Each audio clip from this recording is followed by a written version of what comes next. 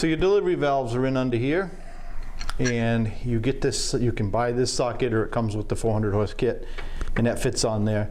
The one thing, everything I've read says is to make sure that when you go to break these free, you know, of course we've washed everything off real good, blown it off. When you go to break these free, you want to make one just quick fell swoop to break it loose.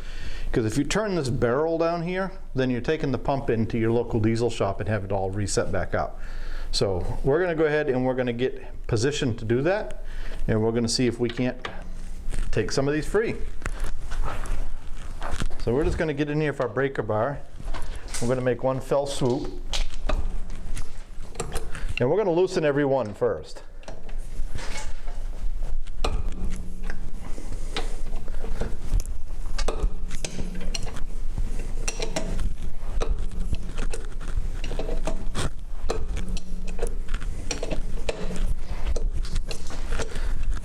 Now, as you can see, we get a little bit of paint moving around there.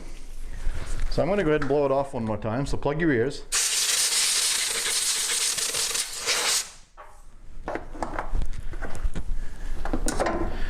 And then we're going to go ahead and take one out.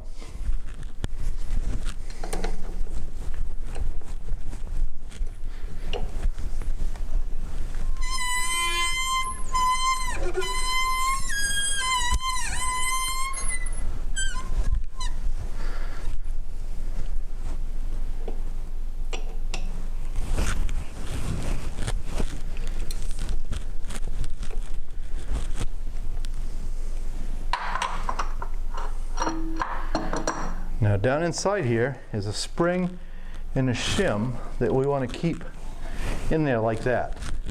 And this new O-ring that we showed you earlier. So we're going to take that, we're going to take it over, set it out of our way. And then we're going to reach down in here with our magnet and get our delivery valve. So there's our delivery valve. And then on the 9495, I believe it is, there's a shim down in there, and you need to take that out. It is made of aluminum though, so you cannot use your magnet. So you need just a little pick, so we're going to go see if we can find something to pull that shim out of there with.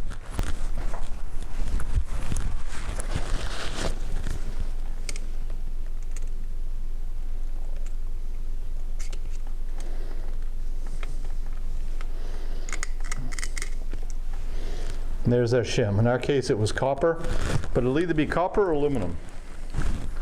So we've got our shim out. So now what we're going to do is we're going to spin you around and we're going to prep the delivery valve holder, I guess, for lack of a better term. So hold on one second.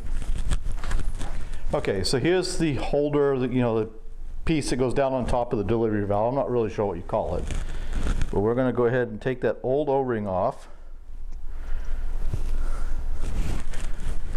And we're going to wash this all down real well.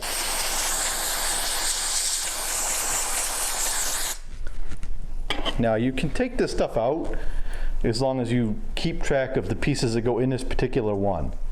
And I'm actually going to take this off too and see if I can't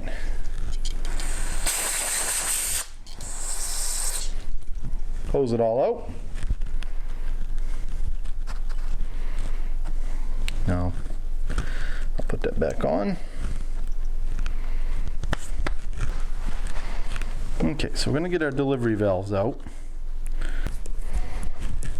Alright, so we've got our little O-ring, and I'm going to put just a little dab of oil on that, just to make it go on easier. I'm going to go ahead and we're going to roll that down onto that, like so. And that is ready to go back in. So we're going to spin you around and we're going to show you how to put that one together, and then we'll do the other 5 and we'll wrap this up. And it probably should go without saying, but I'm going to say it. You want to be really, really clean with all of this stuff. So we're going to put our delivery valve back down in there like so. And then the key with this is to get the spring on top of that center section of the delivery valve without losing all your little parts. Just like that. And then I'm going to go ahead and snug this back down. And we'll go over torquing these down in a bit. I'm just going to go until I feel resistance. So now I'm going to go ahead and do the other 5. Again, doing them one at a time, and just run my way through.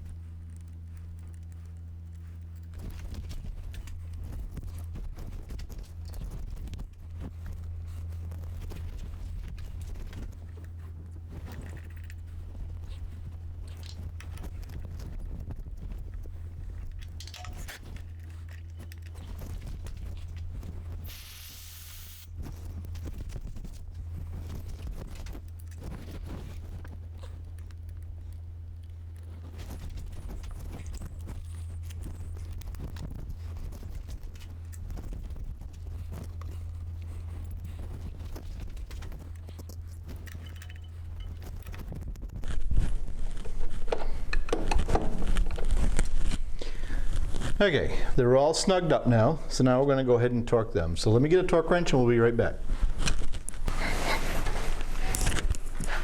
All right, so now we're going to torque the delivery valves, and to do that, it's a 2-step process. First step is 25 foot-pounds, and the second step is 80. So we're going to get our torque wrench set for 25.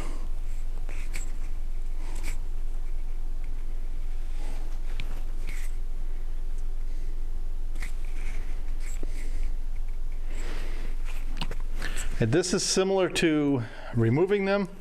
You kind of want to go, with a purpose until you feel the click or the beep and stop at that point. You don't want to stop and start, basically.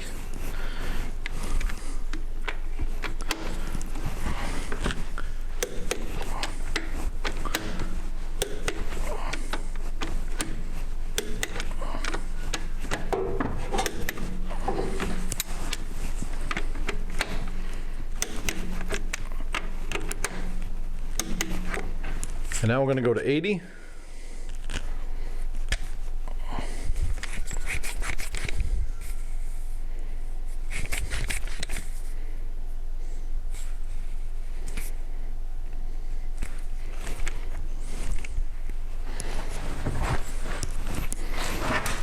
Go. And I'm going to probably get in you guys' way just a little bit to be more convenient for me. So we're just going to